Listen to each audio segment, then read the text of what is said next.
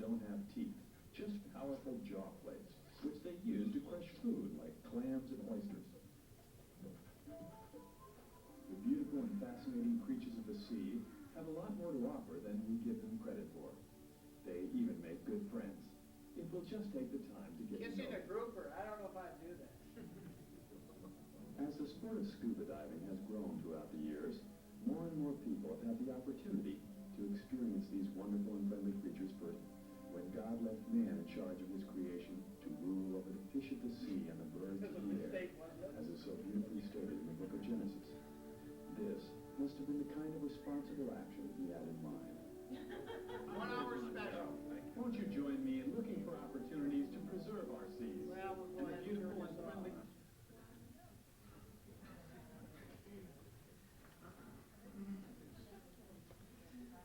I think it's important to show that footage, even though it sometimes offends some of the cinematographers, because we need to get back to the stewardship approach that our hunting community has always had for wildlife. If we're going to have people visit wild areas, they need to be as responsible as hunter and fishermen have been for centuries. And if we don't return to that, the lawsuits or the negative media coverage of someone being killed by an animal are going to destroy our wildlife treasures.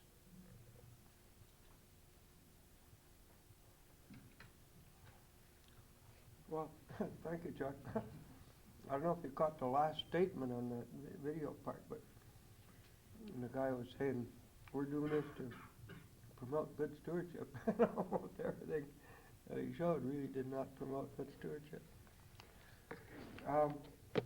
The next speaker I'd like to call upon is Adrienne from a different level of, I think, the rest of our involvement, and she wasn't all that keen about talking, but she said she'd talk a little bit, so.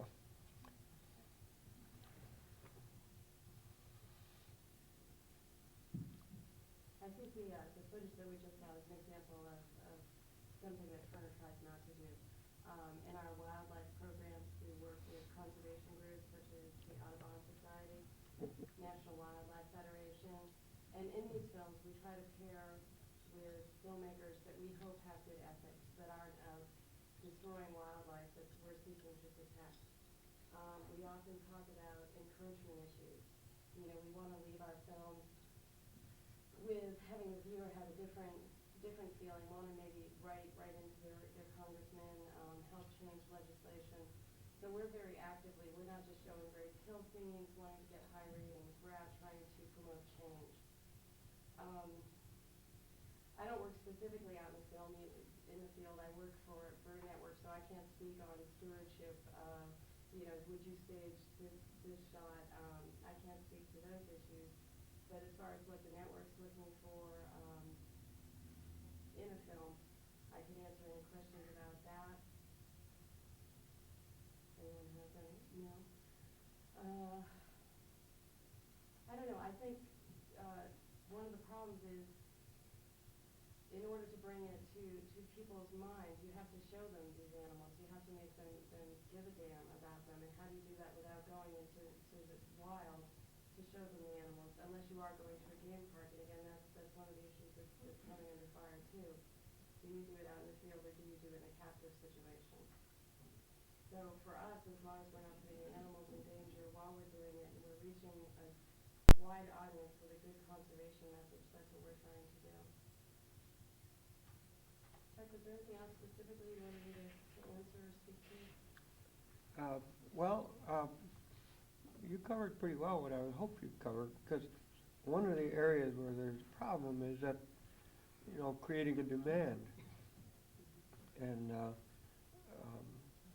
if somebody puts out word for, you know, look, we'll pay $1,700 for a bunch of caribou running flat out, you know, well, there's somebody out there that then will win a helicopter and go out and get the picture. And I would put the blame, though, on the person who creates the demand, not on the person who goes out and gets the picture. And the last workshop we did on this, we tried to address that topic of the buyers, the sponsors, the programmers, and editors of magazines who who create the demands for the stuff that really shouldn't be shown at all. But even that seemed like it was hard for people to talk about, and some people got mad at us, and even when we tried to talk about it in that sense, and that's why I wanted you to speak from that perspective, because I think some people aren't careful in terms of their acquisitions and their, the guidelines they give in terms of what they're going to buy, and others are, and that's what I want to see us build on, is what you people who are trying to do it the right way, and what they've already done, and what you would like to do. And if I'd ask for anything more, is there additional things that come to mind? Well, when you mentioned earlier, looking for producers, do we have a standard of ethics for them to follow? And the answer to that is no, but we also try not to make demands so that they want to set up a quick shot just to get the money. We understand that natural filmmaking is a long and sometimes tedious process. And if we have a film where somebody's had to go out and sit in the field for 2 years, or, in one case we have a film that's been shot over 11 years, we expect to pay more for that. And it's not only for us a stewardship issue, that's mainly important, but also a public relations. I mean, look at what Marty Stauffer is having to go through now. We wouldn't want to have to do that. And I think you're right. It's reflecting poorly on the whole industry right now. It's really a shame. Well, for question and answer, I'd like to wait till the end. We've got 2 more people to talk, and next speaker I'd like to have is Don Jones, and Don's a lot like me. He complains a lot, maybe, and I personally don't do a lot that I could do, but I do complain a lot. I know Don like to do that too. So let's hear him next. Yeah, Chuck kind of got me into this. I just talked to him on the phone and about a couple things. We've talked about this issue of game farms, disclosure, several times. Then he sent me the itinerary of this thing, and he had me in there, and he said, "Is this okay?" Everything's been printed. Thank you, Chuck. In politics. He has me down as on the subject of disclosure versus dollars. I'm a freelance photographer, full-time wildlife photographer. You wouldn't know from my weight, but I've got a wife who cooks very well. But my problem is I don't like shooting captive animals. I don't shoot anything captive. The problem in the industry is game farms are illegal. And as long as they're legal, I'm going to have to deal with them. So I figure the middle road for me is disclosure. I've talked to people from one country to the next, the common folk for the most part, whether it be bird watching, other photographers, tourists, what have you, people in bookstores, whatever. And they seem to be really taken back by the idea that these animals live in cages. I'm like, yeah, I go there rented animals and this and that. Yet when I have this conversation with a bunch of photographers out in the field, if they're up in Jasper or something, you meet at lunch or whatever, and you have these conversations, they say people don't care. Well, this Marty Stouffer thing tells us people do care. The majority of people out there, I saw when Chuck had his film up there about the people fishing in the bears, I thought I caught a couple like people couldn't believe that people fishing where bears were. Well, that's something I got to realize. I live in Montana. There's people who live outside of places like Montana, or even Missoula, or what have you, that don't realize that that's a common thing. It's been going on for years. People have been fishing for these bears, but they're taken back by it. So there's also a lot of people out there taken back by the fact that that wolf that appears on Sierra Club books or calendars, what have you, was taken in a game farm. It lives in a cage. It's not an educational tool. They can say it's all education for all they want. But if you and I want to take my son to go see wolves, I can't without having a checkbook with me. I don't believe that's an educational tool. Just to give an example, I had a friend send me this in the mail the other day, and it's I guess it's a new quarterly newsletter for the new game farm that's down. I don't like calling them game parks or reserves. Actually, I call them worse things, but I think I'm on tape here. This is a new game farm in Missoula, and a couple quotes. Like one, Casey's an individual who works there. He says, Casey likes the physical part of the job and finds it challenging to make the animals perform at their peak ability. I have a hard time with that. We currently have 4 working wolverines, Aurora, Bibbs, Patches, and Smokies. They snarl, strike, and interact with one another on command. Well, what the hell is that? We we gonna eat today? You're gonna be able to get your Wolverine to react? You know, those badgers snarling? You know, I have a problem with that. I think that people need to know. I think, you know, like I say, these things they're legal, but I think where the changes could come in is if people knew how these photos are being taken. Let the people decide. They wanna see Wolverines and denture work of badgers, fine. You know, then I'm gonna have to deal with what I'm dealing with now. Just keep plugging at it and go at it. But I think there ought to be a disclosure out there. There ought to be something in there stating how these animals were photographed. People say, well, what about you? Did you ever bait in deer down? Did you ever put corn out for deer? And I say, yes, I have. Well, that's no different. I go, well, there is a difference. We can open Pandora's box here with this type of stuff. My God, you used the polarizer filter. You changed that, you know? It's like, you know, reality is, to me, there's wild and there's captive. One of the things I look at is an animal is there still a predator-prey relationship going on? Does it still have to find its own food? If that is occurring, then we have a wild animal. What separates? That's night and day. It's you know, one half or the other, okay? I don't believe, you know, when you start talking about, it's not really captive. Well, that's because it's a pet and you have it running around. And granted, there isn't a fence there, but where does it go at the end of the chute? Back in the cage. I have a problem with that. Something else, I'm probably going to be grabbing here and there, right? Well, all these things are on my mind. I usually have a beer in my hand when I'm talking. Is the idea of, you know, I deal with editors across the country. I think Lance I've dealt with, he was one of the first people I ever published with about 10 years ago. You know, I can relate to Lance, he can relate to me, we can talk on the same level on this type of subject, I think.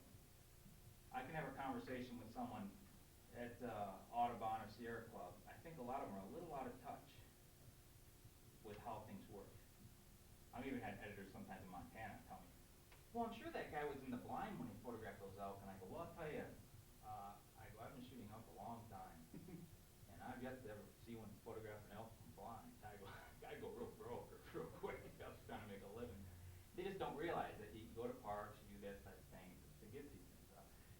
You know, when Audubon calendars will state, and I'm really happy that they do, state we do not want to have in their guidelines no captive, zoo, pets, and yet they'll ask for technical data.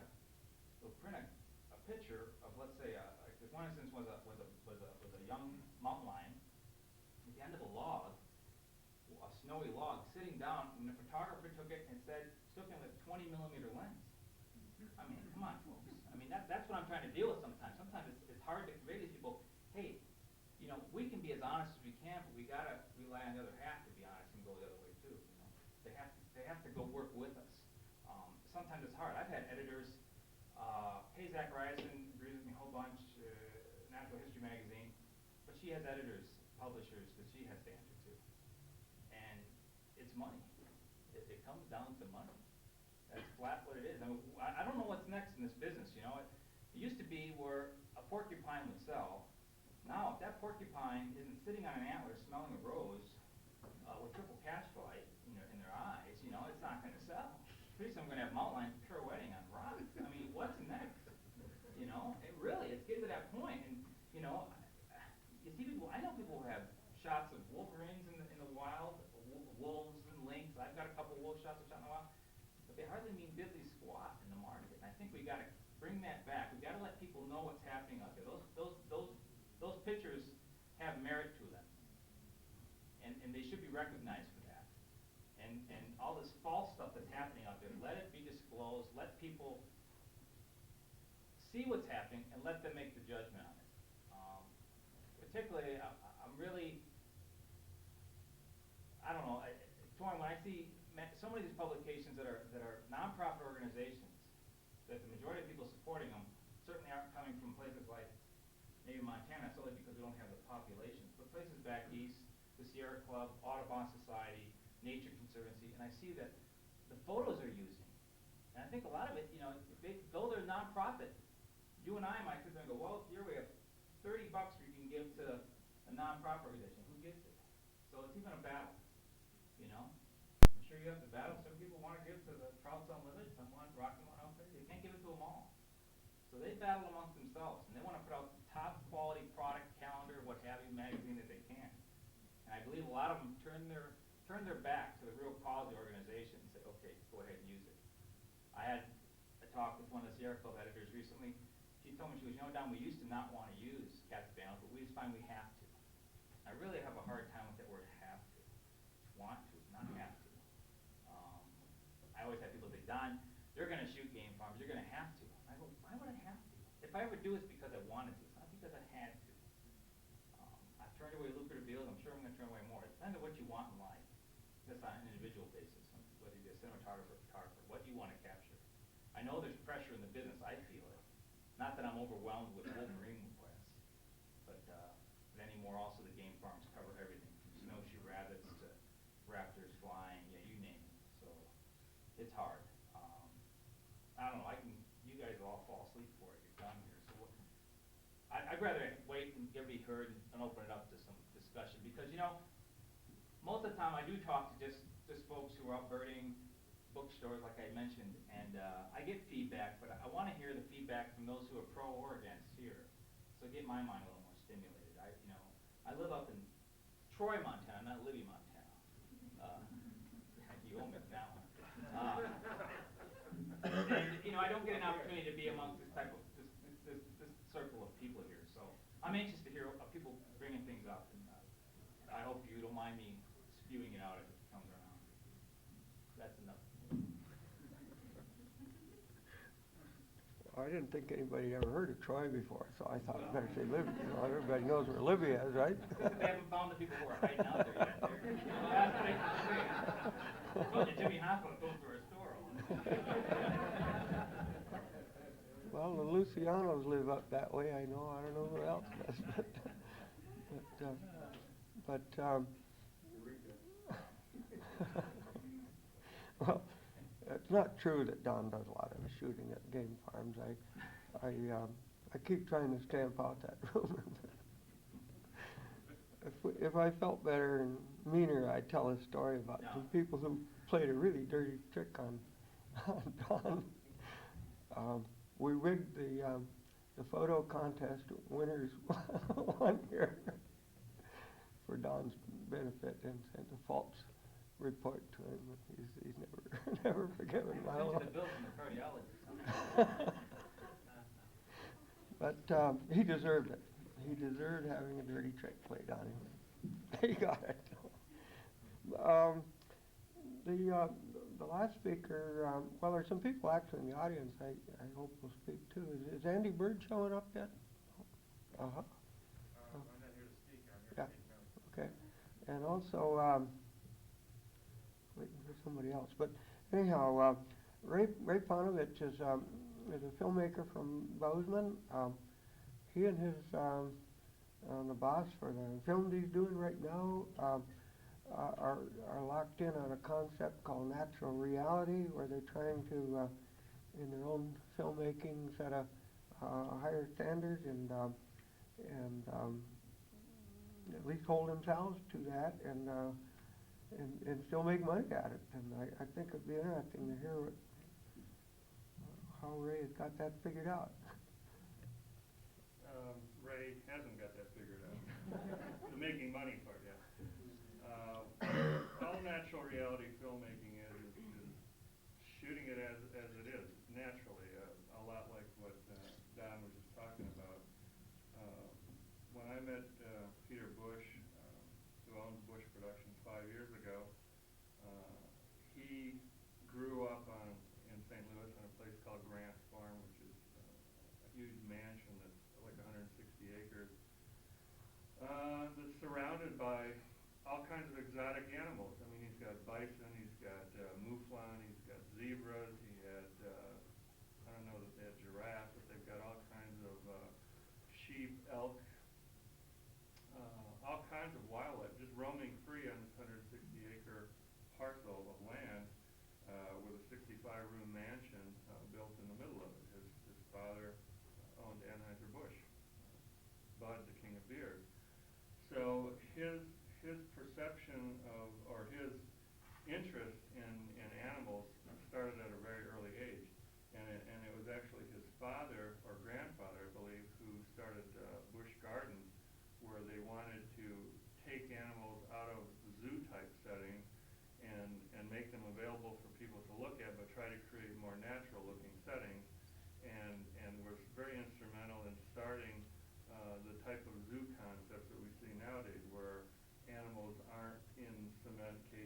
bars pacing back and forth, but are in outdoor type situations that look and appear to be more natural to the animal's natural habitat. So his interest in nature and wildlife started at a very early age, and I met him quite by accident, and we wound up going up to Churchill, Manitoba to see the polar bear migration that takes place up there every year. And we wound up sitting in a camp that they have out on the tundra where the polar bears kind of wander around you, and you're sort of stuck inside this little trailer situation. And while we were there, the weather conditions were just god awful. I mean, you couldn't see 100 yards, and there was nothing else to do but sit around and talk all day long. And we got into this whole idea about how nature films are made, and I got into the conversation about the way I think nature films should be made, and why I got into the business in the first place.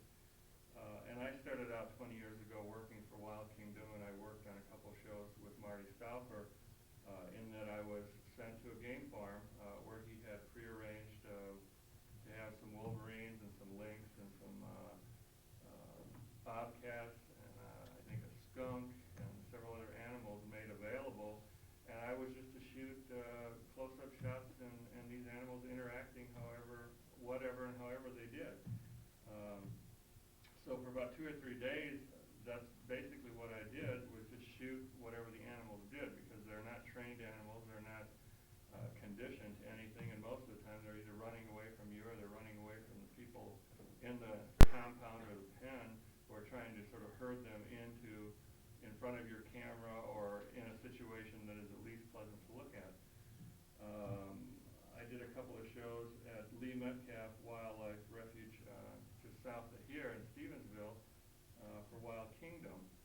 And basically it was the same situation. I spent most of my time feeding the animals that were in these shipping containers that you carry your pets around in, and building chicken wire compounds in little sections of willows or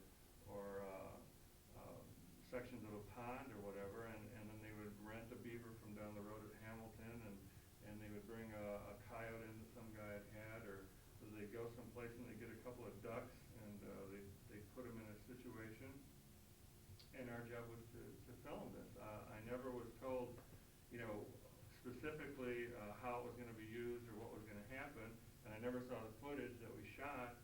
And I started thinking to myself, when I first got these calls to go and to do this, I thought, oh my God, I'm going to be working for Wild Kingdom, and I've died and gone to heaven. And then I got out here and I saw what was going on, and it was like, this isn't at all what I got involved in this business to do. And it was work. I mean, it really was work. It wasn't enjoyable. It wasn't fun. Basically, what we got, I thought was pretty stupid, and I certainly didn't learn anything by it. And eventually I got into a situation where I could start producing my own programs. And I got the funding, I raised the funding myself and partially put up part of the money myself. And I went out and I spent 1.5 years making a film about the North American elk. It was called Monarch of the Mountains. And we eventually sold that program to Nova. And it was one of the highest rated Novas that they had broadcast at that particular time. And I spent about 1.5 years following elk around in Yellowstone and in Meeteetse and different wilderness areas that I had access to. And that to me was incredibly enjoyable on a personal level because, number one, I never knew what I was going to see or what I was going to be able to film. So when I got to film something, it was exciting because it was almost like hunting without all the work. I didn't have to cut anything up, I didn't have to gut nothing, I didn't have to drag it anywhere. And I could come back and look at the footage and enjoy what I saw over and over again. And then I could also study from the footage how the animals behaved and what they did, so that the next time I went out there to try and get some additional sequences to make some sort of sense or story out of what I was seeing, I had the opportunity to learn from the footage that I got. And what I was seeing was true behavior. It wasn't an animal being forced to run from one spot to another spot or reacting to a human's presence. So to me, that became a goal. That's what I wanted to do.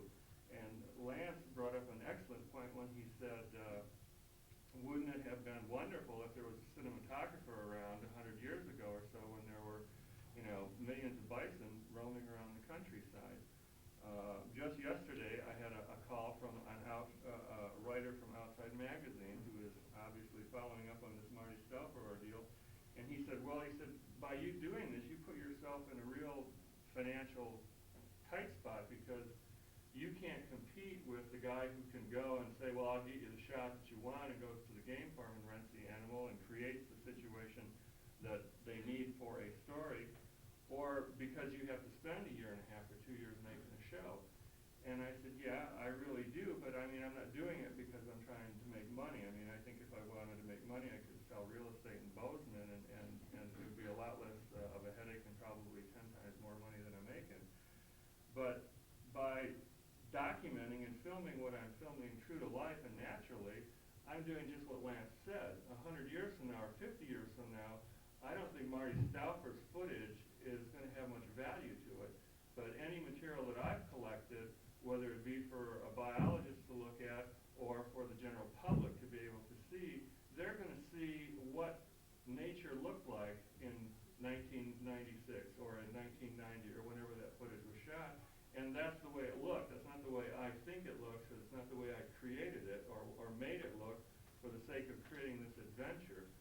And what I found is that when we go out to do a show, say if we're going to do a film about bears, obviously there's a lot of information out there. There are a lot of specialists who deal with bears and bear behavior.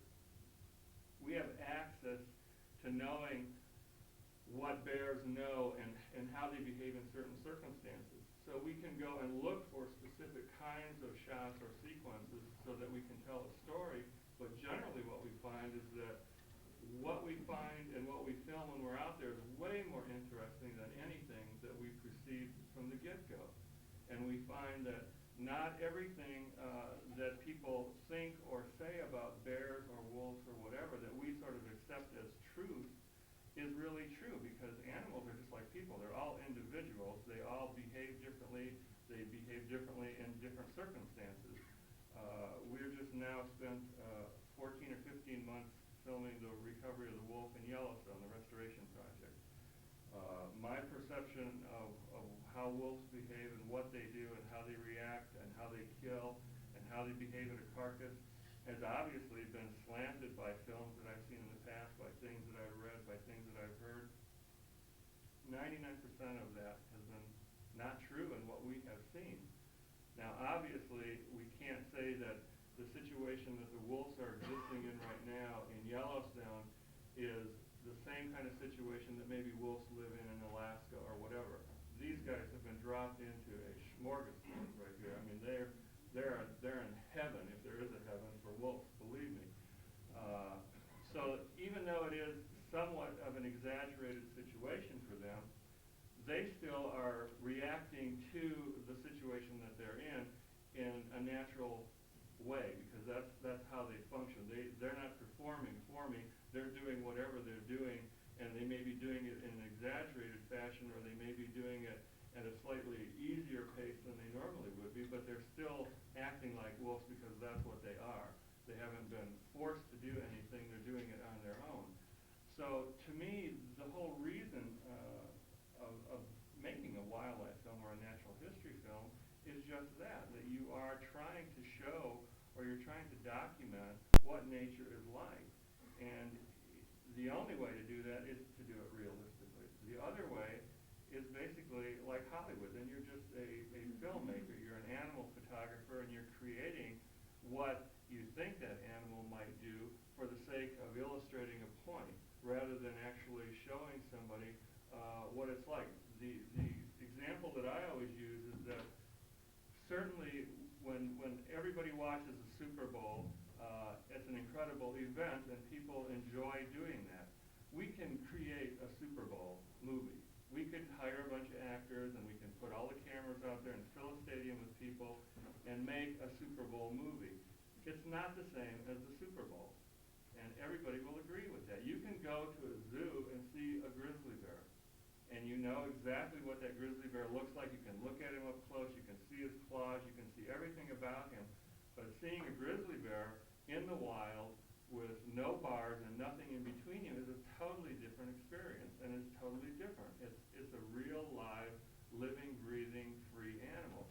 And there's something about freedom and nature, and to me that's why people go to nature and why they're so infatuated and in love with nature, is because they don't have control over it. And it is a living, breathing entity that is so different from anything that they can relate to in their normal life. And by going to a game farm or creating sequences simply for the sake of illustrating what you want to show or what you want to tell, that's certainly one way of doing it. I choose not to do it that way.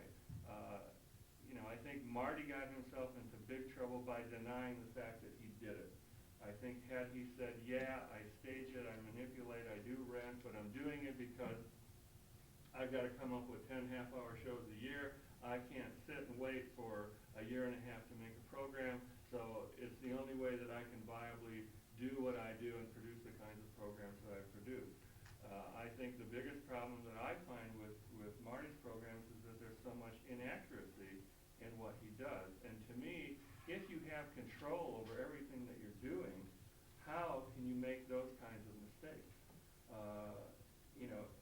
If I don't have control over what an animal is going to do, I have to live with what that animal does, and from the position that I film it and the lighting conditions that I get it, so that if I want to continue that sequence to show whatever it is I'm trying to illustrate, I have to make a conscious effort then to put myself back in a situation that has a similar kind of lighting, a similar kind of background, that gives me the right kind of angle to cut to make that sequence viable, even though the two sequences, when I put them together at an editing table, may have happened thousands of miles apart and months apart. They still are natural behavior, the way that animal behaves in the wild, and they illustrate what I'm trying to illustrate. So everything that everybody gets to see that we shoot is the way it happens in nature. And we have just found in doing that nature is really utterly more fascinating and more interesting than anything that we can make it out to be. And even though, television to a lot of degrees, and there are certain networks on there, I mean, the Discovery Channel, I think the president of that channel is quoted as saying that, you give me jaws and claws and our ratings go through the ceiling. And that's his business. And we are dealing with a business. And his first responsibility to his network is to make sure that he gets good ratings. So if he wants to get good ratings so that he can charge more money for his advertising, so that he can buy more films and more product, those are his concerns. And his concerns aren't whether you shot that on a game farm or if you shot it out in the wild, or if you were ethical or if you weren't ethical. And I think that, and I believe, and I think Peter believes that, as far as Bush Productions is concerned, our responsibility as filmmakers and as people who are proposing to the fact that we want natural reality and that that's something that's very important to us, that we do have to set an example and we have to set a standard. Now, we can't force people to follow that standard or to accept it, and that's not our role. But at least our role, and I feel my role, if I have a role as a wildlife filmmaker, is that I want to do what's right. I don't want to interfere with the animal's behavior, because if he's reacting to me, I've already wasted my time and I've lost the shots that I'm after. And it's not that easy, and it's far and few between when I can get myself in a situation where I have access to some pretty incredible events. An example of that was in 1992. We were working on a film for Peter about bears, the great bears of North America. We were in the middle of the Hayden Valley, filming 6 or 7 grizzlies that were feeding on a bison carcass. Had been doing that for about 2 or 3 days. The 4th day we went out in the morning, and when we came up over the rise, it was about 5:30, we looked, and here was what appeared to be a wolf, a coyote, 6 grizzly bears, ravens, magpies. It looked like something from a Marty Stauffer show. It was so ridiculously unbelievable that I thought, when I saw that, who the hell is going to believe this is the way it is? And that was the first documented instance of a wolf in Yellowstone National Park. Now, irregardless of we've never sold that footage. It got used in the news media, but we've never used it yet. We haven't had a situation where we could. And to me, the mere fact that is a true depiction of what we saw and what happened at that point in time in history has some value to it, and it has a lot of value to it. And whether or not, because it wasn't close up and in your face and growling or spitting blood out or tearing something apart, the excitement that I got from that was pretty unbelievable. And I think if the general public has the ability to know or to believe that what they're seeing is real and is genuine versus a staged or a manipulated situation, they're going to choose the reality aspect of it all the time. People like real stuff. If you buy an oak table, you feel much better if you were buying a solid oak table than if you're buying a table that has oak veneer on it. It's just a simple fact of life. And that's the same way it is, I think, in television. There's no way that I can see that we can force people, or that we even should. I think that we live in America. It is a democracy. We have free choice. There's obviously a market for people who want to do the staging and the manipulating. There are obviously lots of markets out there for the still photographers who want to try and sell their close-up photographs to magazines. There is a supply and there is a demand. There are going to be photographers who will succumb to the fact and saying, I'm not going to spend 4 months and God knows how much money and time trying to get a close-up shot of a mountain lion in nature because I may never get it, or I've got to travel too far to put myself in that situation. I can drive up someplace to Calstone, spend $350 in an afternoon, shoot 10 rolls of film, and I'll have what I want. That's going to be around forever. And I think there's always going to be a Marty Stauffer, there's always going to be a Wild Kingdom, and I don't know of any way of changing that, or that we should change it. Again, we have a choice. I do think, though, that if there is a system at all, it should be one that at least states that what you're seeing is real, or what you're seeing was created so that we could illustrate what we wanted to say about the instance that we're showing you. And I think people could accept that, and I think they would accept that. So I'm not sure where this can go, or if it can go anywhere. I think this is one of those kinds of debates that has been around forever and will be around forever. And I think that there will probably be filmmakers who feel the way I do, and still photographers as well. And then there will be those who will do it strictly because they either want the money or the shot or the fame or whatever goes along with it. But I think that if we could get some sort of a standard at all, it would be great to be able to say, the following film that you are about to watch was shot entirely naturally, without the use of staging or manipulating in any way, shape, or form. And I think when people see that, and then they watch the show, I think that there could be a shift in whether or not we go to game farms or whether we give them the reality shots. I think that what happens a lot of times is we as humans, and especially on a broad scale, because most of the people live in cities in this country. Most people don't live in Montana or rural areas, and I don't think most people relate to nature the way people that live out here, or people who like nature or spend a lot of time in nature, relate to nature, and they don't think of it the same way. And in a lot of respects, the only relationship that they may have with nature is the one that they get from watching a Wild America or a National Geographic. And they find that fascinating. And because I think people all over the world, regardless of whether they would go for a hike in the woods to look for a grizzly bear or not, still like to see grizzly bears because it's something that's mysterious that they don't know a lot about. And people are just naturally curious. I think we're all curious. I'm certainly curious about how people live in New York City, and when I see a show about the subway system, that fascinates me, that you've got people riding around in these little tubes underground, and they're jam-packed together. And I mean, I certainly wouldn't want to be in that situation, but I still find that fascinating, and it's a world that's foreign to me. So in a lot of respects, we need, and I think we owe people that responsibility. A personal example is we were one time in St. Louis with Peter and his family, and his sister sits on the World Fund, or the World Wildlife Fund board. And we were talking just about this subject matter, and we started talking about National Geographic, and that they stage things for a lot of their shows. She about came unglued, and she was just totally angry that I had said that. And she refused to believe that National Geographic would ever stage anything in a wildlife or natural history show. So there are people out there who, once they find out that they have been duped like that, are very, very offended by that. And I think, you know, this issue with Marty that the Denver Post has brought up illustrates that dramatically. You know, to a lot of people, it probably doesn't make any difference if it was shot in a compound or 100 yards off the road or 1,000 miles in the wilderness. But yet, obviously, to the vast majority of the people, it does mean something. And I think that as filmmakers, we have a responsibility to our audience. We're asking them, give me 45 minutes or an hour of your time. And if I'm going to ask you for your time, I owe you something for that time. And I think, and if I'm going to be honest with you, that's the first step in our relationship as a viewer and as a filmmaker.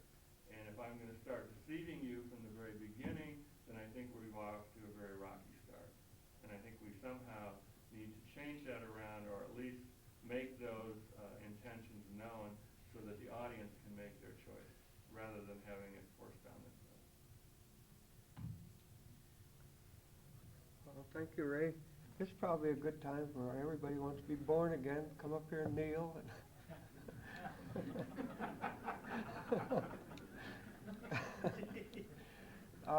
Before we get into questions, is there anybody in the audience who would like to make some statements from their perspective or their company? Or And it's also in response to, your name's Don? Yes. You said you want to encourage some discussion. Kind of ties in over here with Bush Film. First of all, I want to say from a personal perspective, I'm really enjoying this seminar. It's very important stuff we've discussed. The reason I'm here, beyond many others, is my mother sent me a fax of this Marty Stouffer article and put at the top, is this what you're doing? And That's with that in pressure. mind, you know, that's what people do. To encourage some discussion, though, one of the things I want to say is that, I mean, the pure way to do these films is the way, obviously. Some of the things to take into account, though, are that, and I also agree with accountability. You're going to use captivity. Let's say we are, or show it as such, like show how people are interacting in that situation, or why are we doing that, so that that is incorporated in a truthful way, perhaps. But I want to kind of end one myth, I think, which is that everybody thinks everybody at a game farm or a zoo is using it to make a buck, to photographers and to exploit animals. I've met a lot of people in our research, because we're researching that part of it as well as the wild, that have game farms as a symptom of a much bigger thing, which is the fact that they believe that these animals have nowhere else to go or they'll be extinct. And this is one way for them to pay their way, for them to afford to take care of such animals. We have a lot of people saying such things on tape. Those are some of the biggest proponents of the noble, the mountain lions in California that won. So that's one thing to remember, is there's other issues behind this game farm thing. It's not just there for photographers and to make money off of, perhaps in some cases in our most extreme, like we've been discussing. I think the other thing is, there's a lot of neophyte filmmakers that don't know how to deal with themselves in the bush, and maybe it's a damn good idea they go to places like this if they want to play with their cameras, instead of running around and further encroaching on animals. And the last point here is that I'm finding in the business world these days, you do got to do things quicker and faster, and the demands are there, and people are being forced out of budgets or whatever to try and get a shot. Now, it's sad to say that's the case, but almost everybody in this business is probably in some way or another, including myself, and you know, I'm trying to learn more, and this is how I'm learning here, what's right and wrong. And we can only learn that by finding out what is right and wrong in our environment. But I think that we have to kind of question our own abilities to be more flexible in terms of giving more money or more time to these projects, to allow bush time to happen. You got to be in the bush 4 to 6 months to get a mountain lion. We know, we're working on cougars. It's an impossibility almost. That there's other things that if you can capture, and you capture them in an accountable way, may actually add to the show, because even those wild cougars, how many of them are truly wild? They're being baited, they're being pushed around. Some of them are bears, live in garbage dumps. I mean, we really have to take into account in our wildlife films people. If you ignore people in the wildlife films, it's a good thing to do. It's ideal. That's what we got. That we want to go for pure jaguar-like films. I'm all for it. But people is part of a factor in the wildlife, in part of the wild world we live in. And the more we show how that interplay works in the wild or in captivity, the more the audience will learn. The more the audience will know if there's a special done on Marty Stouffer, what the hell that was all about. You know, that's the type of thing I'm talking about. So I just wanted to bring some of those points up. You know, I understand the accountability part I think is important, as I mentioned before. The idea of, you hit on something that I've had brought up to me about people, particularly those people who like to go to game farms a lot, say, hey, I'd rather have Lance go to a game farm than him going out chasing out wolverines out in the wild. I say, let Lance go have a couple weeks of chasing wolverines in the wild. I bet you'll never do it again. And that's the way I feel about a lot of those people. There's more articles coming out. There was one recently in Shutterbug magazine, I think a couple issues ago. I don't get it, but it was about game farms. And I usually stop reading them halfway through because I have heart problems. But it was about basically like, why spend hours in a dark, cold, damp line? It's like this sales pitch, you know, to these people who wouldn't go out looking for a mountain lion, let alone a raccoon in the wild to begin with. Yet we've got some capital, we've got some gear. If they have enough capital, within a year they can have a wildlife file, you know? And that kind of bothers me. I view a lot of game farms, and maybe it's a real strange analogy, but it's like prostitution. You know, you go there, you have $300, you get your animal for 3 hours, you walk away, the animal goes back in the brothel, the guy is counting the cash, you're walking with a smile. Okay, and that's where a lot of it is. You go to a place, some of these game farms, you walk in, and what do you think of when you think of otters? I have a good friend who wanted to try game farms out. She'd never done it before, thought she'd go try it. She went to one, and she loves otters. And she went there, and they had the otters in a little cage. That's what otters live in? No way. Remember the weasel family, constantly. You know. That really just turned her off. You know, that's what I see. I see a profit-motivated business. You know, when you're running a mountain lion for $350, whatever, for 3 hours, what have you, or Denali, like grizzly cubs, outrageous for a couple hours. You know, I know guys who spend $7,000, $8,000 in a couple weeks. You know, how much does it cost to keep that grizzly bear? What's your cost going back into upkeep of that animal, counting even the purchase of it, whatever. You know, I think it's a major profit oriented thing. I've got a friend who's got a black wolf hanging in his house, bought one of those game farms. He even made profit on the dead animal. Now that's an extreme, I'm sure, with one of these particular game farms. I know they love their animals. I hear people say they love their animals. Well, I believe they do. You know, same token, I love my nighttime equipment. I know it's a business, and I gotta take care of them. You know, I don't doubt they love their animals. I know they also love their business. You know, that's another tangent. Really. I should. Well, I guess from a hunter's perspective, this flat amazes me that you guys in the film industry are basically in the same position that we are.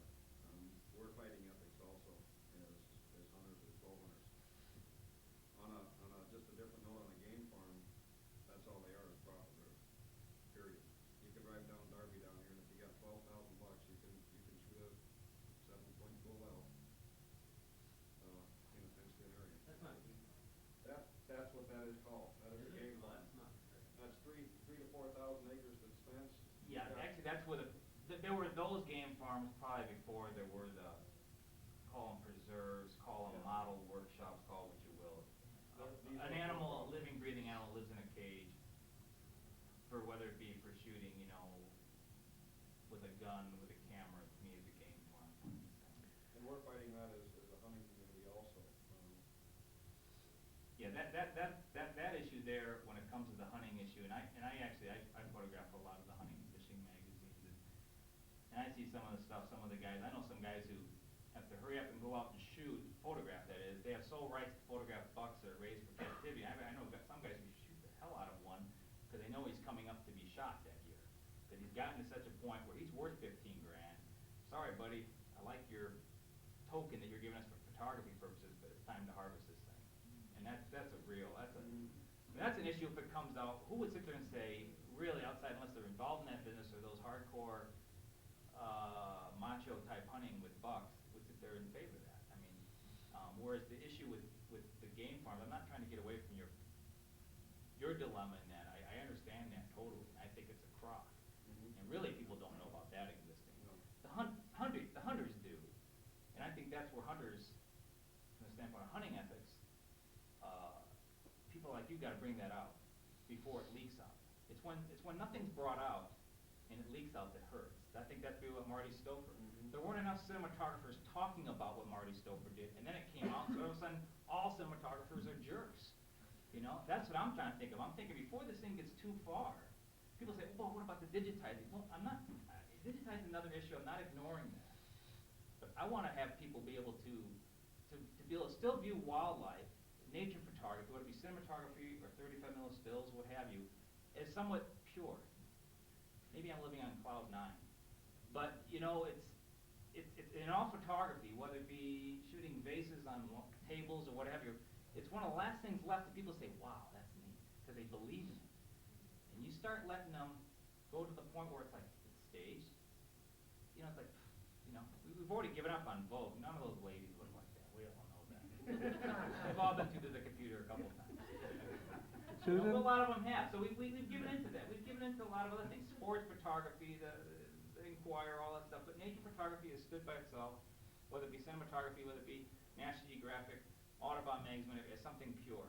And you start seeing that tarnished, and it hurts. You know, because it's true. I'd go into real estate too if I wanted to make real money. That's not what I want to do.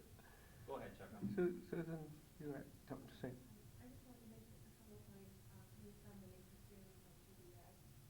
We have a very long relationship with many of our filmmakers, and we've been a customer ethics. We've been a customer ethics for a very long time. Only once in our 14 years with CBS have we ever had customer ethics. About 5 years ago, we did a show on Black Bears, and they, you know, the all shows, you know, many times that it aired, and if you recall, that he said it looked like the fearless feathers he got to stay away from a bear attack. And so we went back and looked at it, and it was very subtle, but it looked like that was still. So we, until Eric on Sunday night, and then it was Keith on Saturday, between those 2 days, we pulled the show, never completed, and we pulled it off, never broadcast again, and then the filmmaker has forfeited their rights to it again. So we definitely just want to break circuit to those who have, you know, very terrible ethics with them, you know, television. But another thing I want to say too is, I think a lot of emphasis has been put on predator prey for the filmmakers, and nature's price for the shows, and our highest grossing shows, have been shows like Paris, or you know, they try to do stuff, you know, T-19s, or just basic beautiful messages to filmmakers without having to show predator prey stuff. So I feel like people are interested more than dogs, cats, and that kind of thing as well. They really like to do with animals, and those have been the highest grossing shows. Sugar? Well, there's a couple things that I'm hearing here that some I agree with and some I have some problems with. One is that I seem to hear people equating captive animal with trained animal in some ways. Maybe I'm misinterpreting that. You know, I do a lot of work with captive animals because I work with the Bronx Zoo, and I shoot the animals at the zoo, and they're never portrayed in any other way, and we have habitat exhibits. We don't have pages or anything like that, but I would never pass them off as being in the wild. They're not. But we also, I also don't think that it's wrong, particularly, and I think one thing that you said is very true, is the importance has to be paid to the scientific accuracy, and to doing it. There are certain behaviors that, because of financial constraints, you're not going to be able to get, or you really want to have that to show for scientific or educational purposes. So you may work with an animal, whether it's something that Oxford Scientific might set up within their laboratory for macro work on insects, or that you might work with a researcher in the field who study animals, become very, very used to them, and will do behaviors repeatedly. So though they're still wild, they're in some ways captive in that the relationship they've developed with the science. We have, because there's more sightings of mountain lions, we have increased limits on them, and they want to, and it's really just, it was a matter cycle. The deer herd crashed, so you had mountain lions looking for food. But I think there's an educational benefit of having these photographs out there that serves a good purpose. And along with that, I don't think a lot of the general public is going to look for the credits. They really just, there is a demand for the photographs, and you have to acknowledge that as well. It is great that we have these kind of ethics and that people, are showing nature, but I think there's a big thing going with just being able to see these animals. Adrian, I think you were next. Just a point on the context of the film festival, because obviously this is not the only one. Jackson Hole and Wild Screen to go to as well. And in the past, I've now started to think of some of the films I've come away from in awe of their production value and the style and the information content to justify donation of awards to them. Maybe we should start making it a general habit at festivals that the films are delineated between those that contain entirely natural behavior and those that have got a certain amount of Hollywood crept into them. I mean, whatever way you want to look at it. But I think there should be a slightly higher division if we're going to keep things done. And then if we come back into the context of this session on stewardship as well, if we all are agreeing that the more talented film is one that does not encroach on nature, but it gets natural shots, and then returns that to people who can put their hands on their heart and say, well, I appreciate that, then maybe we should start delineating right now. Well, we've done that in our judging, but we haven't done it in the sense of calling for entries, and we certainly will change that in the future. Maybe, Bob, you were Well, Adrian took it right out of my mouth, but I was going to question the Jaguar film in this festival and what the panel thought of it, since that was shot under captive conditions. $1.5 million too to make it. Yeah. Right at the top, George Page says, this is. No, I don't mind. I don't mind disclosure. I'm just saying that was not a wildlife film in the sense that it was shot in enclosure. Now, a few years ago, they threw out the wolf film, and there was a tiger film that was thrown out because there was one shot at it that was shot under controlled conditions. I think we have to clean up our own guidelines as well, if we're going to deal with it more effectively. And certainly this festival will try, and all the guidance anybody can give us there. But the spectrum is really broad, I mean, like one of the best wildlife films I've ever seen was the claymation production. I don't know any wildlife at all just clay figures, And, there's all kinds of things we're dealing with here, and I think we need to get it in perspective, and everybody do a little tightening up and a little bit improving.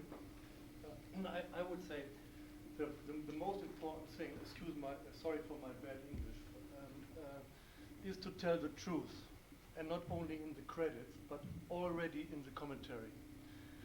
So I find many shots which have a very high production level, close-ups with a 8.5 millimeter tail of a snow leopard walking by, and the background is in focus anyway. So these are the shots you have to mention that it is obviously a captive animal. On the other hand, I mean, making wildlife films is a very, I don't know, almost philosophical question.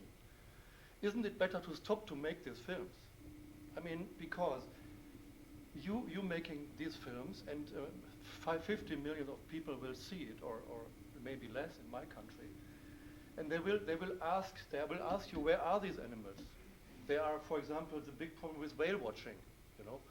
All these other animals are almost available by tourists, and you guys and myself, we make these things attractive, and this may attract all these people to go into the wild, and this causes, of course, more problems. And I don't think so that it is black and white, or you're sitting obviously on cloud 11, not on 9. I don't think so that it is possible to. There's a wide range of doing this kind of films. And we have to ask the questions all the time, do we want that the people go into that wild and try to do the same photographies and the same films, or try to touch them or whatever. Well, I was going to comment on that too, and I think the flip side to this is not just crediting what you've done, but also the responsibility.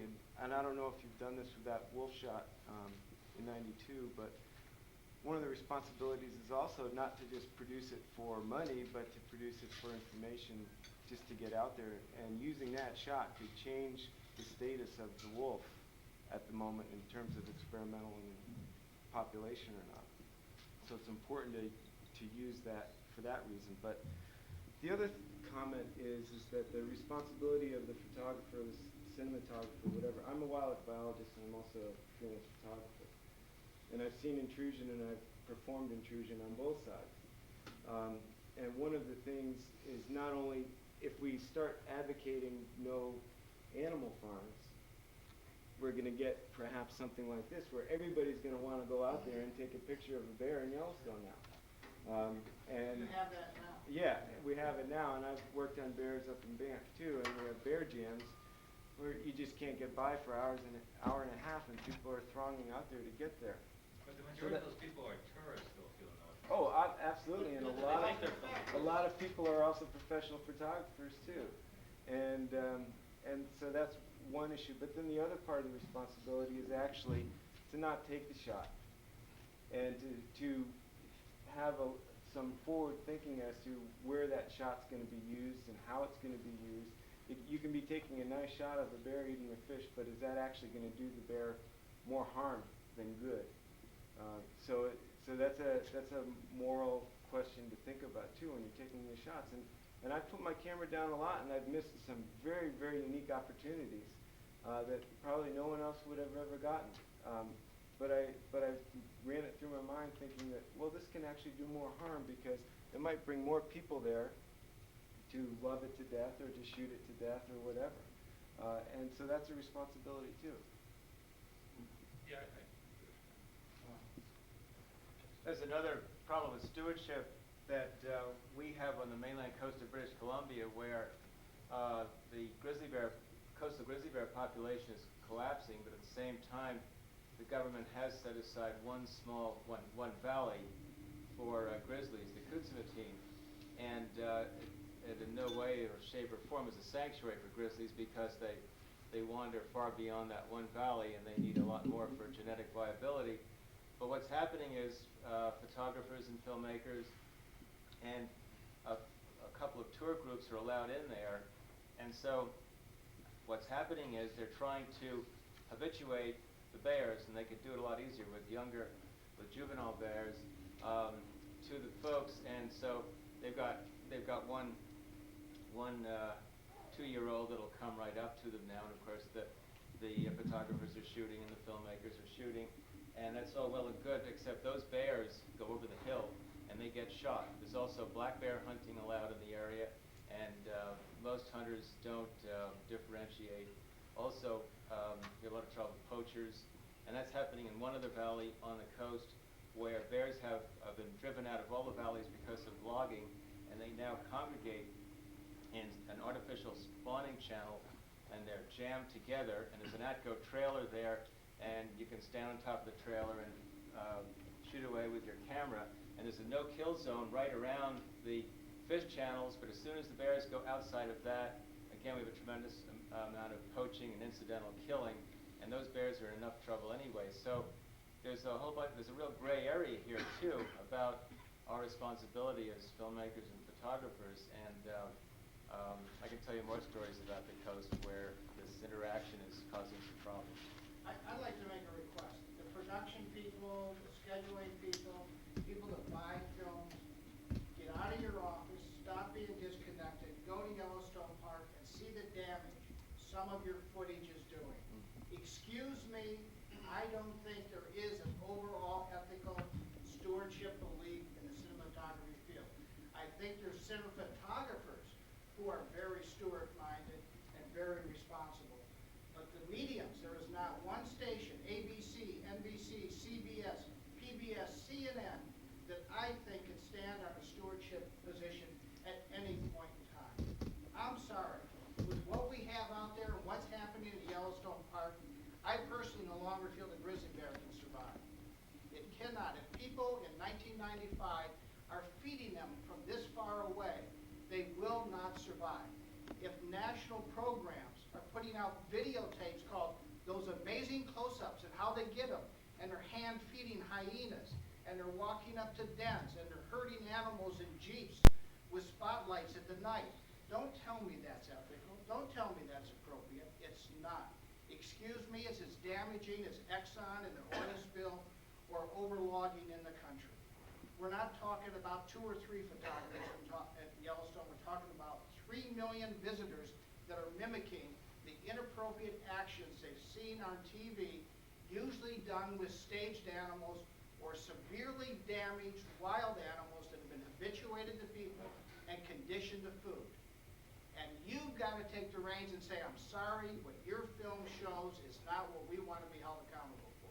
And that doesn't happen. If you have someone letting a hyena lick their hands and you put that on the air, you're as irresponsible as a cinematographer. Yeah, I just got a couple of points. I think stewardship as well is not only rests with us as cinematographers, I think it rests with the people that administer and police and look after the wildlife areas that cinematographers shoot in. We make wildlife films in Africa, and we consider ourselves very lucky to film in some of the last real unspoiled areas of the world. But unfortunately, there's a dilemma in some of these areas too, because sometimes film crews are allowed in from Tokyo, say, or from London, and they have no idea about how to behave around wild animals in Africa, and they have no idea of the dangers involved or how sensitive you should be or how you should make a policy of non-interference when you first go in there, and will do just about anything to get a shot that they need to get. And the first thing that they do, of course, is influence or disturb the animals in some way. And that's very damaging, not only to the animals, but also to the people who have spent years and years and years making sure that they don't interfere or disturb animals in any way like ourselves. And I think that a lot of that responsibility rests with the people that like the National Parks Board or whatever, who look after an area like that, and that they should be incredibly tough to these people. Now, in some parts of, poorer third world countries, you also have a dilemma because you have to make a decision now. We can let these guys in from London. They've got a huge amount of money. We'll let them in, they can shoot in 5 days. Now, what damage can they do in 5 days? We've got all that money to put back into conservation, and that's all well and good and very noble. But you can do damage in 5 days. So there's all these questions that have to be asked. I think we were just veering slightly away to sort of ethics of photography rather than stewardship. And, I'd rather keep responsible wild cinematographers in the wild and let the irresponsible ones go to game farms. And I agree with the disclosure thing. The Jaguar film that was brought up, I think, is a beautiful, wonderful, excellent film, natural history. Just to show you jaguar behavior that you can't go and get in the wild, and you say afterwards, this was shot under captive conditions in, the small enclosure in the jungle in Belize. Well, that's fine. It's supporting a purpose. It's showing jaguar behavior. They seem to be truthful in what they're saying about what is known about jaguar biology. They're not trying to create this fictitious Hollywood type movie. But I think that I agree with what Ray says, that we must try and be as realistic naturally as we can be, and tell the stories. Look, you've got to edit. You've got to use the footage in the best way you can to tell your story. But there are enough wonderful stories going on every single day in nature that can be told without having to manufacture everything. And as you said, there's more fascinating stories out there than you could ever make up. So you've got to balance all those things in your head while you're thinking about making wildlife films. Thank you.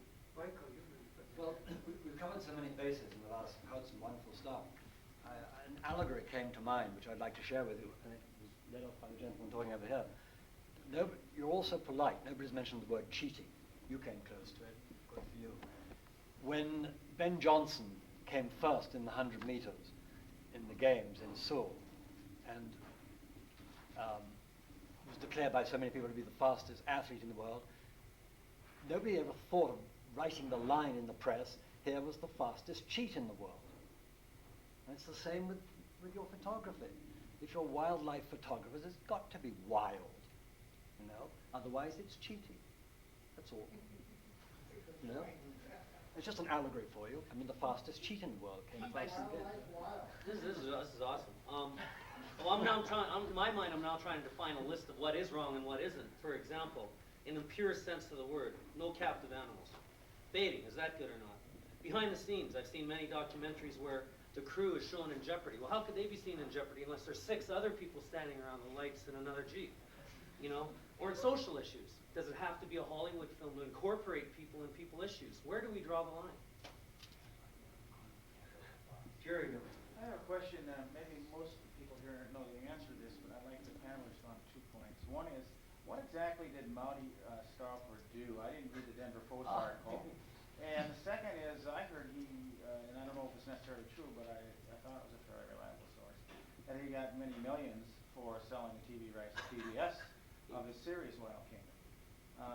So with those 2 points in mind, maybe the panel might have some comments. I know he paid $18 million. So the paper said here in the Missoula paper last night, the $18 million to PBS, Lost America.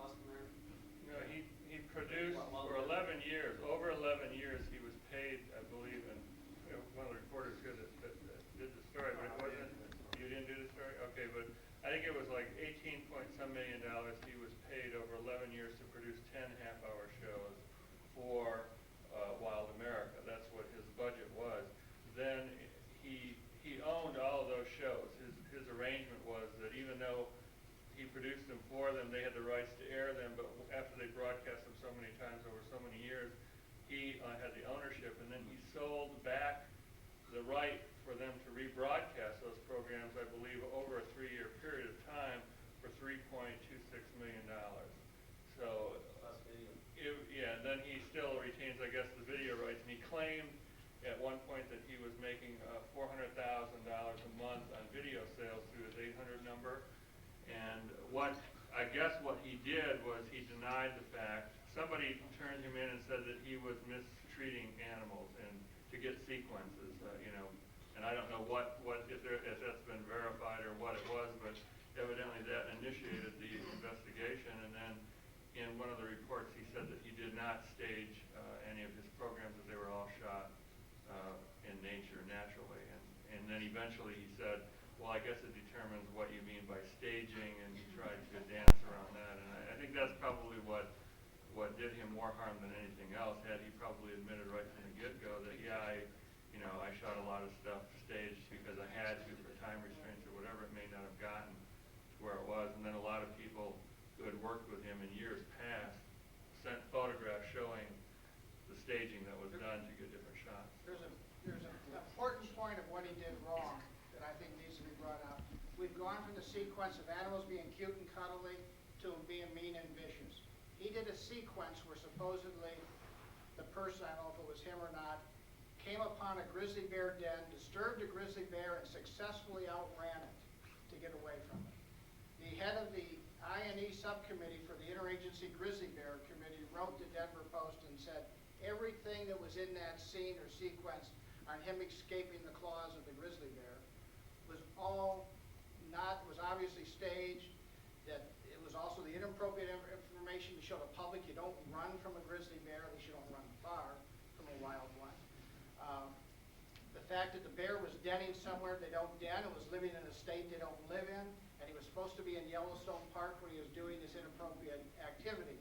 That's what brought it to the attention, combined with that he has found it necessary to create a road over the Nature Conservancy and the National Forest properties without ever asking them, a primitive type road, and proceeded to tear up habitat, trees, and so forth, and I think was found guilty in a court in Aspen and fined. $300,000 he was fined. Right. But the part that bothers me, once again, here's a guy showing the heroic person escapes the claws of this grizzly bear, which the grizzly bear wouldn't even normally be there, but that what he showed this person doing to escape would get someone killed.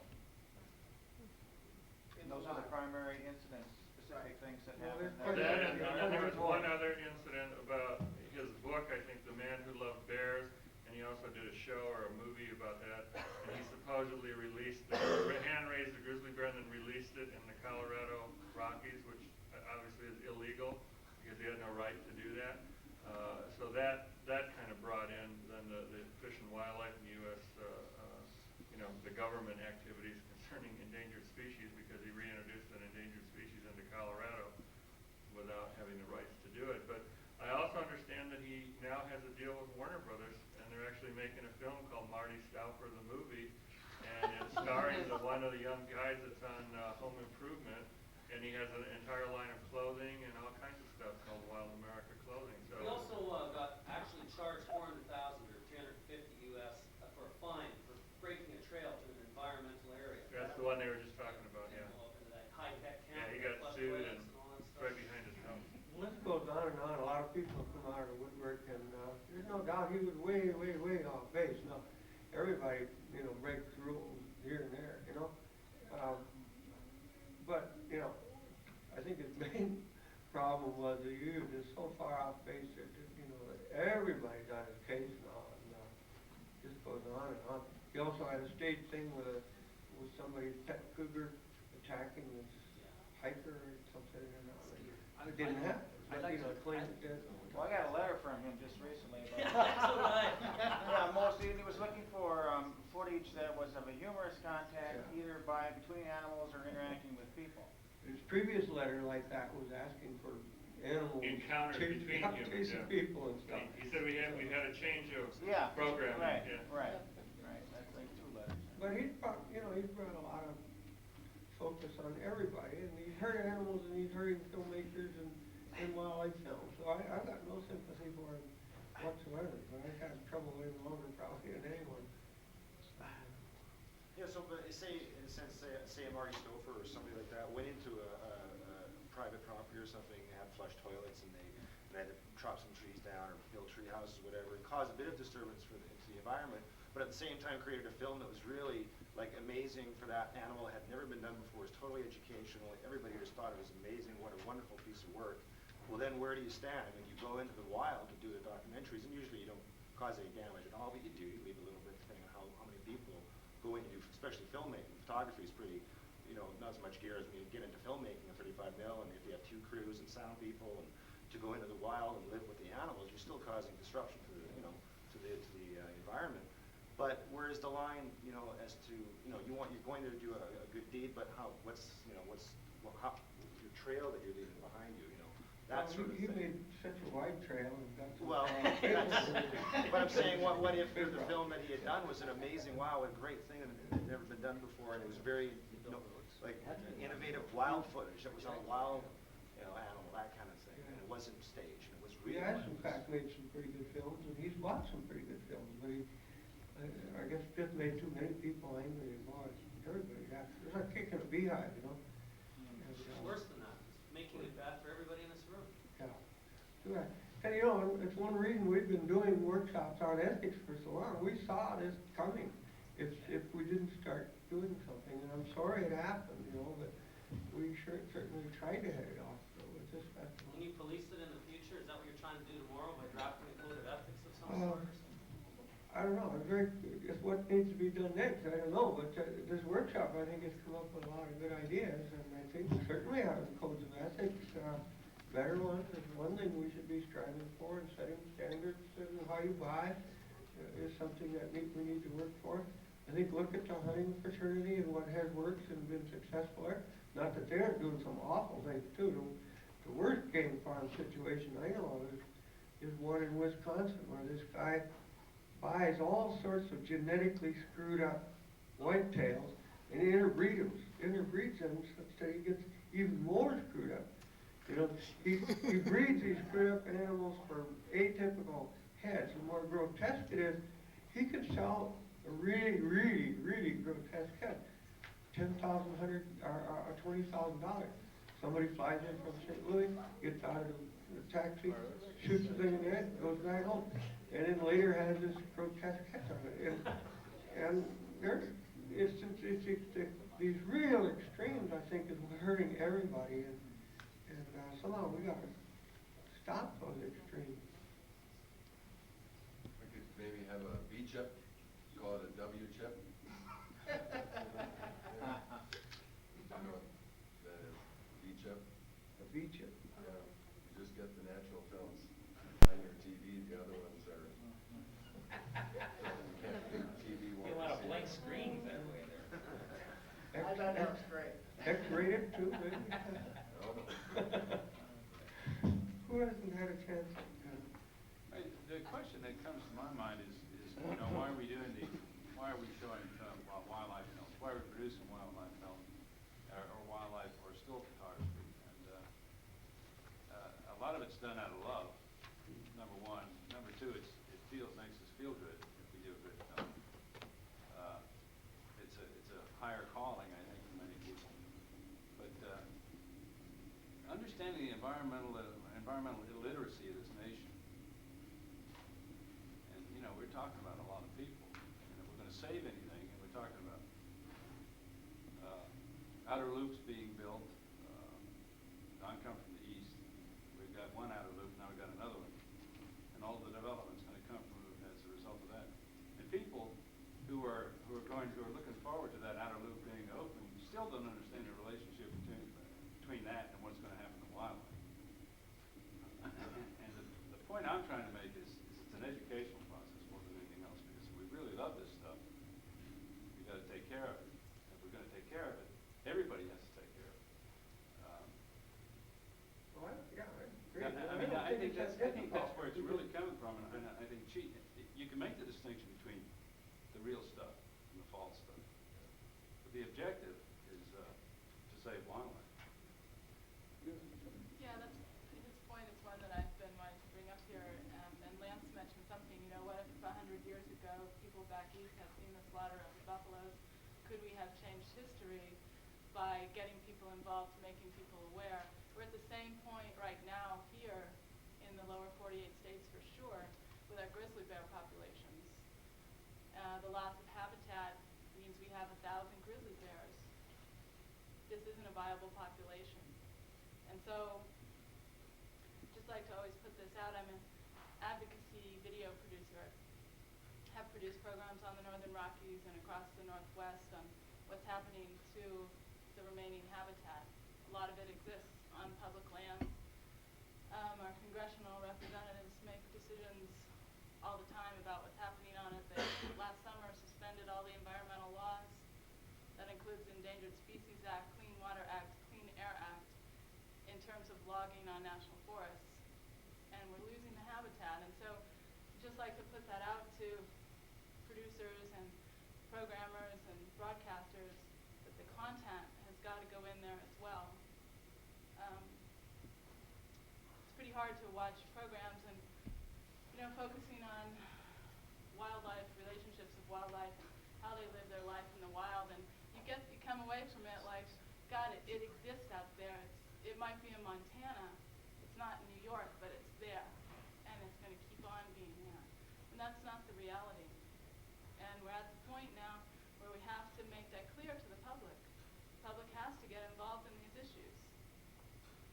So, just like to put that out to photographers and filmmakers.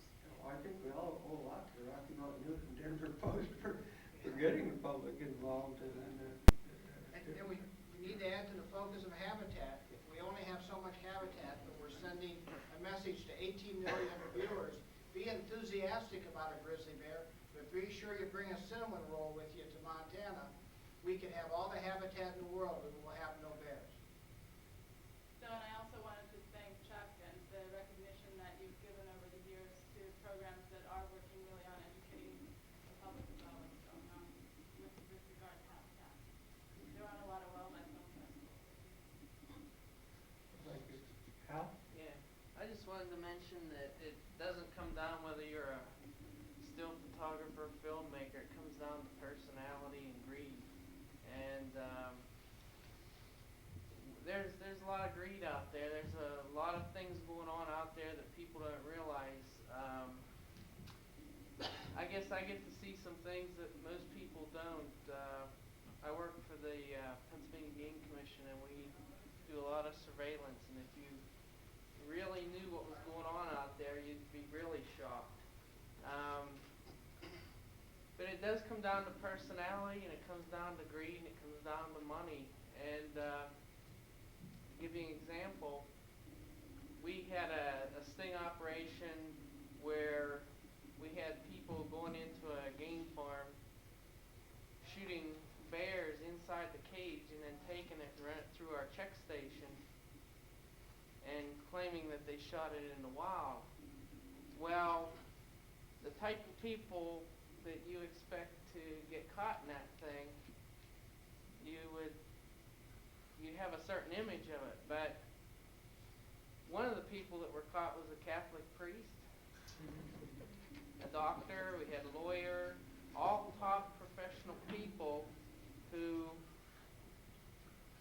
were always living a life of perfection, and they're always afraid to fail. And if they told somebody that they were going out to hunt, and they came back with nothing, that was, to them, a sign of failure. And so what they're doing is doing anything they can to succeed.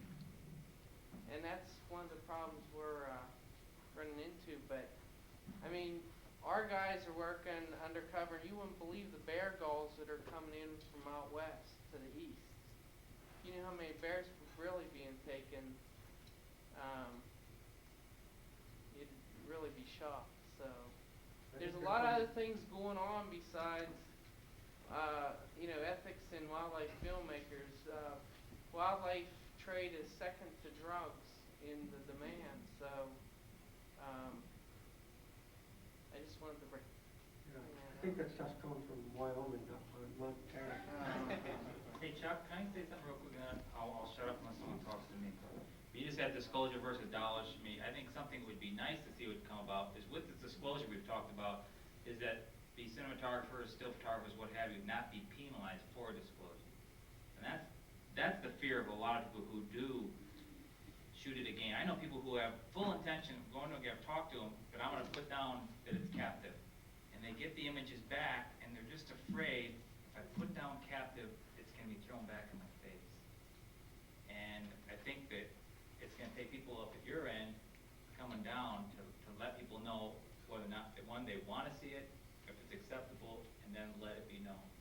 Because I know people out there who want their stuff to be stated that it is captive, but if the editor doesn't want to put it on there. I mean, Montana Magazine, Montana Outdoors, even local publications like that state they want to know if it's captive or non-captive, but they don't say anything in the captive. Why do they want to know that? Is it for an internal thing? I don't know why. So if someone calls them up, they go, yeah, that is captive, we know it is. But they won't state that it is. And I think they should make the extra step and state that it is. Montana Magazine says, well, if it's a mountain lion shot in captivity, we'll just say mountain lion.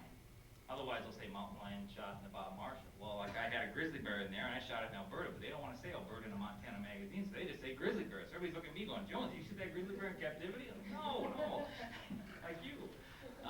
So I really think, from the dollar standpoint, that's where it's hard. You're under these. I mean, I got to buy film. You've got to put time in to do, a year and a half to do a film. Hope to sell it. This is a speculative market. I'm not doing anything on a contract, so it's hard.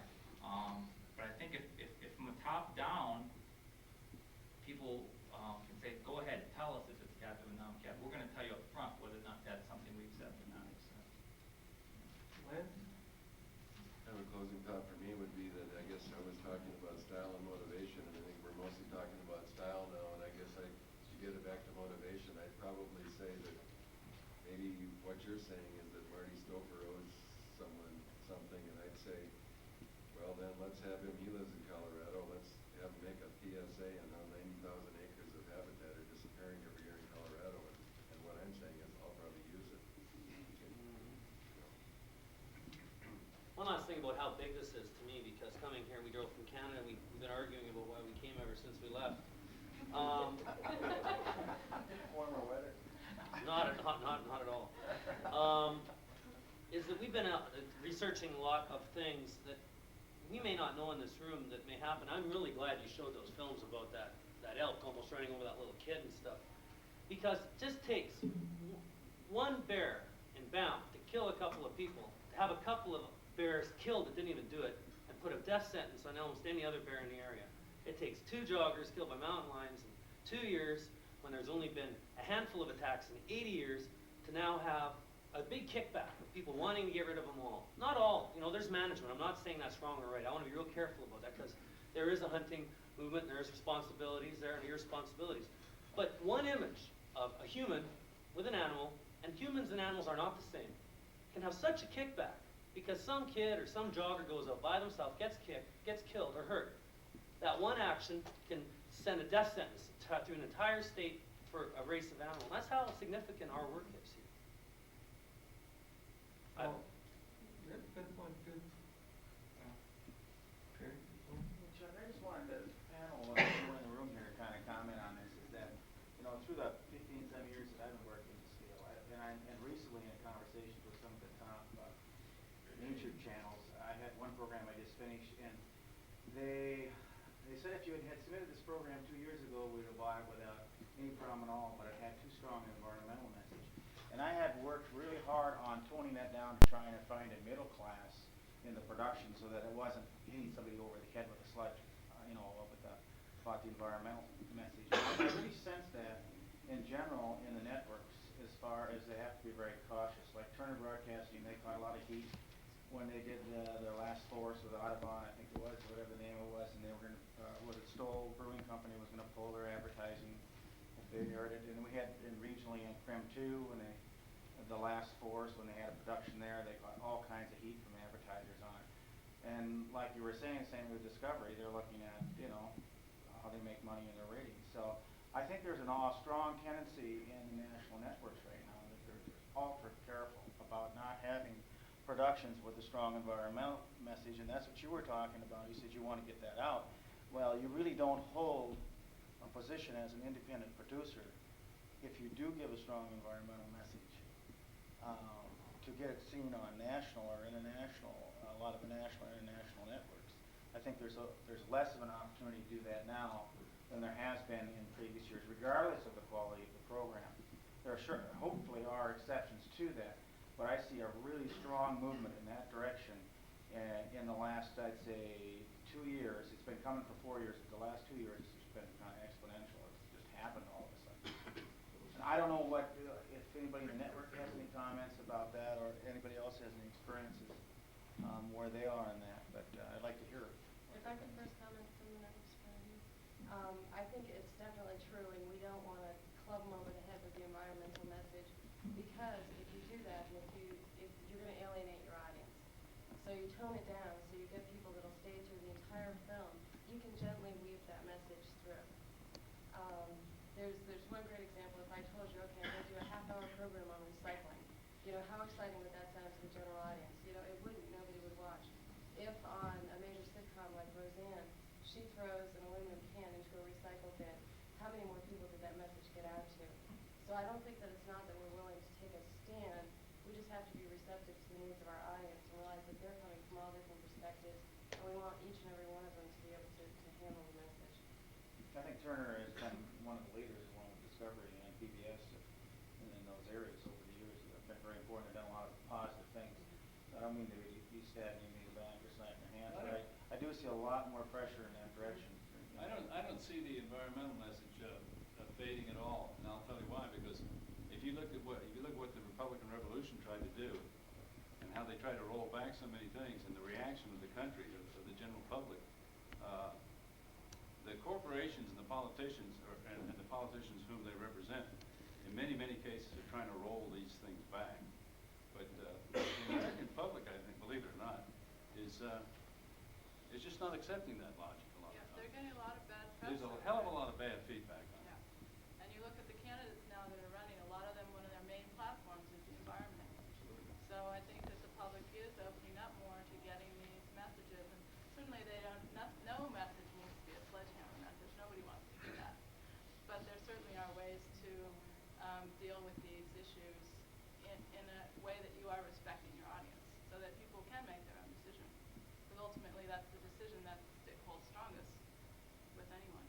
I think what happened a long time ago is people made the connection between themselves, that is the public, made the connection between themselves and a clean environment.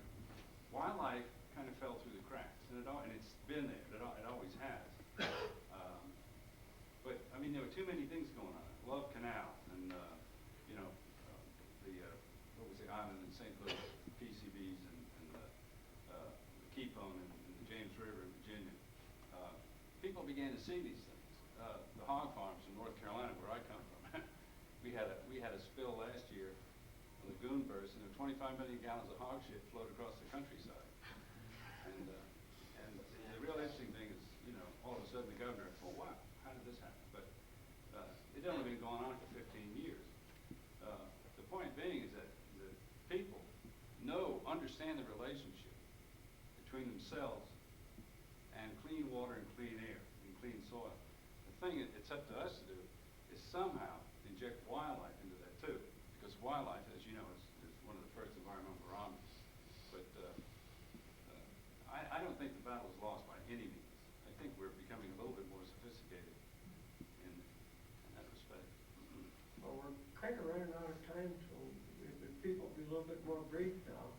I think you had your hand up longer than anyone.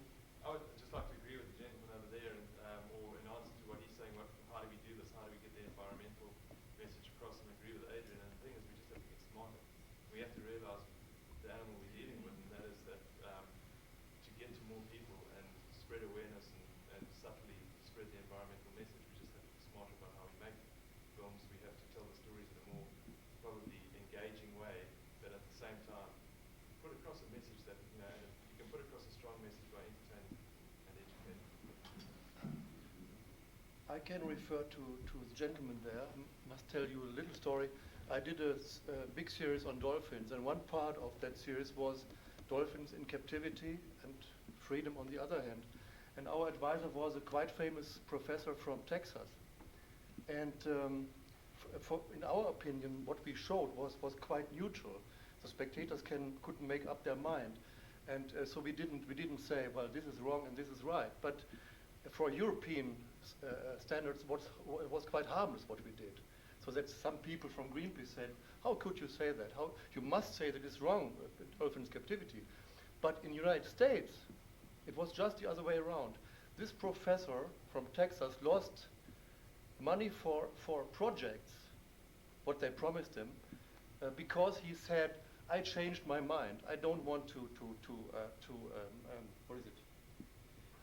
Make experience anymore with captive dolphins. I try to go out in the wild and try to make my experience there. Only for that, he lost that money. And the money, of course, as everybody knows here, comes in most of the parts from the industry. In our country, it doesn't come from the industry, but here it comes from the industry.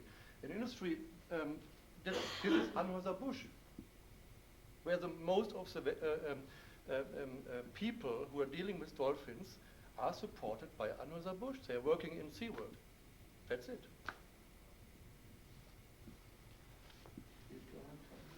Well, I guess I just had a question. I'm not familiar with this. Do all you people go through school to become photographers, or is this something that We hit our heads against a wall or a floor really hard. Well, no, I mean, Early accident in life. I mean, is there any education? I guess that's what I keep hearing here is on this ethics thing. Is where are you going to get your message? I mean, is it from small film festivals like this all over the country that you can keep pounding the same message, or when they're going to school and doing that? I mean, you've got to get education in there somehow to let them know what you're looking for and what you don't want.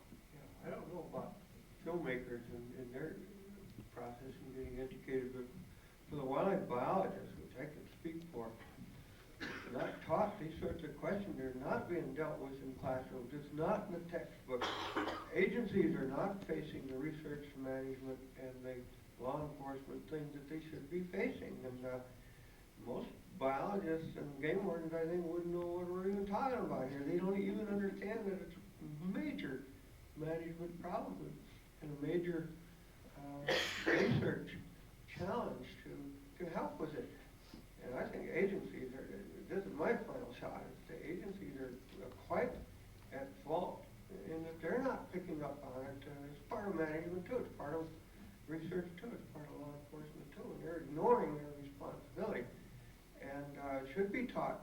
It's not being taught now. And probably maybe the same thing for filmmakers too. I think most filmmakers learn how to make films, then choose to be a wildlife filmmaker. I don't know if there's a single school for wildlife filmmaking. We're thinking of starting one in association with this festival.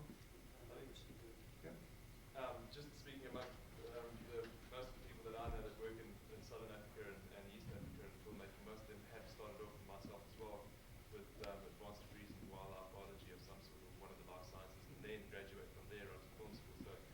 most of them make the mistake of picking up a camera earlier, later in their lives as opposed to earlier in their lives, and it's just a passion for wildlife that graduates into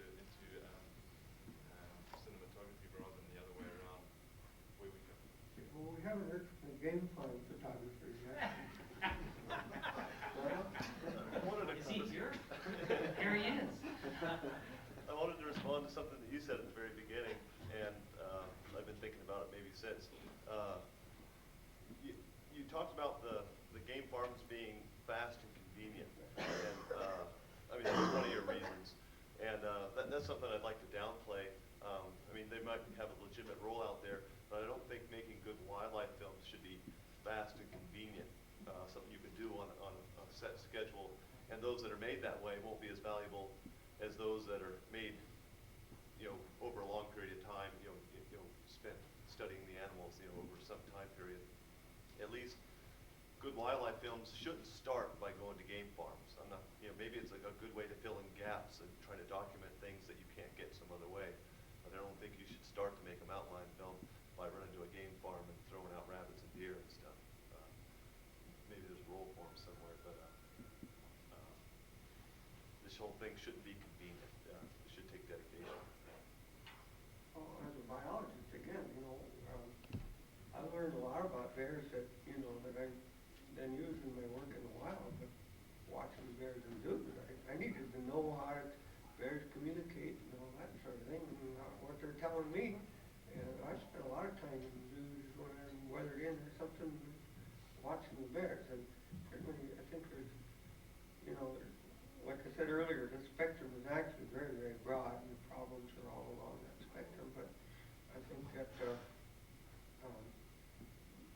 it's really abusive situations, I think, that everybody's concerned about. And a lot of these things do have their place, tied with disclosure and all that. So, anybody left over here that has something to say? The reception is starting in about 20 minutes. So. Sorry, if I could just say one more thing. Yeah. You guys need to take the lead in sports and have at least in Montana, I think it's nationwide. You're going to have to police yourself. You're going to have to go to the department. You're going to have to go to the people that are in charge of this. And you're going to have to tell them what you want. And that's what we do as hunters. We don't tolerate it, bad action. Well, that booklet that Jim Fossil was there back there, if I want to always say, if nobody else does it, I'm going to write one similar to that for a while. Well, thank you very much, everybody. The reception was at the Rocky Mountain Elk Foundation.